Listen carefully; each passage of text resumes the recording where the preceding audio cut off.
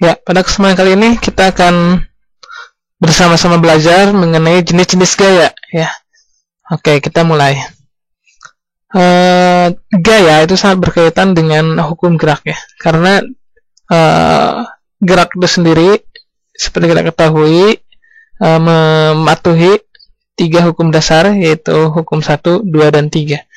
Nah, sebelum kita belajar tentang hukum Newton, maka kita harus belajar tentang apa saja sih gaya-gaya yang biasanya muncul gitu ya.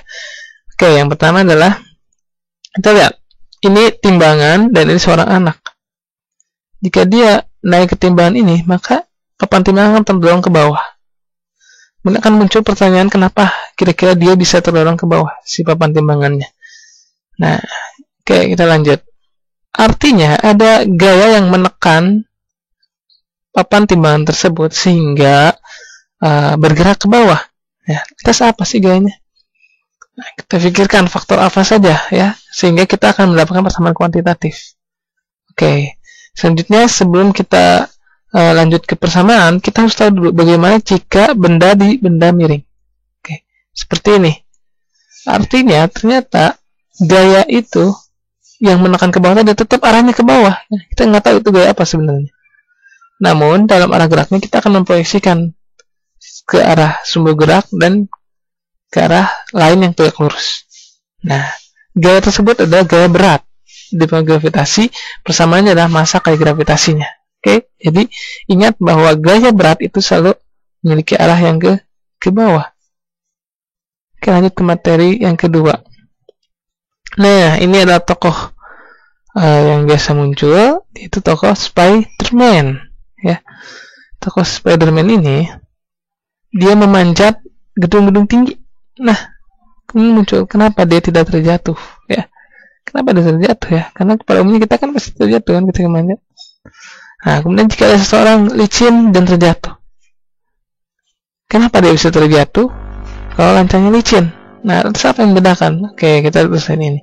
Lemari besi kalau didorong, itu tidak mudah untuk bergerak. Oke, kemudian kalau didorongnya oleh 2 orang, ya bisa bergerak. Itu kenapa kira-kira ya?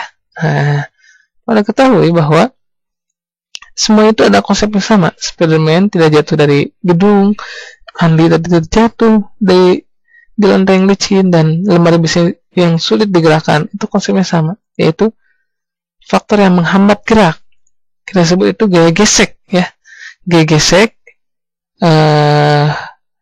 dia memiliki koefisien gesek, yaitu karakteristik antar bahan yang bersentuhan, yang kalau kita formulasikan menghasilkan mu kali n. Oke, ini ilustrasinya ya.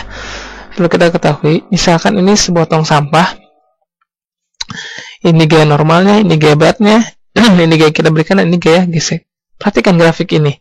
Grafik ini menunjukkan besarnya gaya gesek yang dialami benda tersebut. Oke, kalau gaya benda itu 0, gaya geseknya 0. Kalau benda itu dikasih gaya 10, gaya geseknya 10.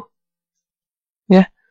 Terus naik 10 dan seterusnya selalu sama sampai dia nanti akan menyentuh puncak. Nah, ketika di puncak sini, ini sama dengan gaya gesek statis maksimum. Artinya, kalau gaya yang diberikan itu selalu lebih rendah dari gaya gesek statis maksimum, dia akan sama dengan gaya yang diberikan. Coba kita start, benda akan bergerak karena gayanya masih lebih kecil dari gaya gesek statis maksimum. Oke. Sekarang kita beri gaya yang lebih. Nah, jadi kalau gaya gesek statisnya itu di sekitar sini, maka kita berikan yang besar. Nah, seperti ini. Artinya, benda gaya geseknya akan kinetis, bergerak dia. Kita coba ya. Nah, kan bergerak. Oke. Seperti itu. Itu ilustrasinya. Jadi artinya gaya yang diberikan itu akan membuat benda bergerak kalau lebih besar dari gaya geseknya. Gaya gesek statis maksimum, sehingga ketika sudah bergerak, gaya gesek yang bekerja ada gaya gesek kinetis. Ya, jadi kita saat ini belajar 2 itu saja dulu ya, mengenai gaya berat dan gaya gesek. Oke. Sampai jumpa di pertemuan selanjutnya bersama saya Irfan Gumilar.